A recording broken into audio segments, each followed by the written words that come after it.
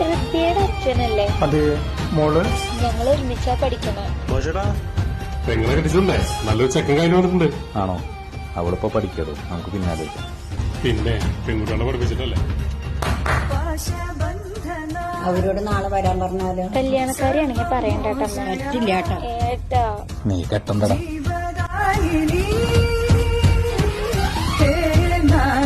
അച്ഛാ, എനിക്ക് ഇനിയും പഠിക്കണം. കല്യാണം കഴിഞ്ഞാൽ അവര് പഠിപ്പിക്കാന്ന് പറഞ്ഞിട്ടുണ്ടല്ലോ.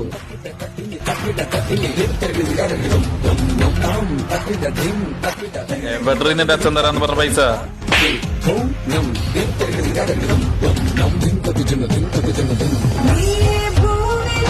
ഞങ്ങൾ ഒരുമിച്ചാ പഠിക്കണം.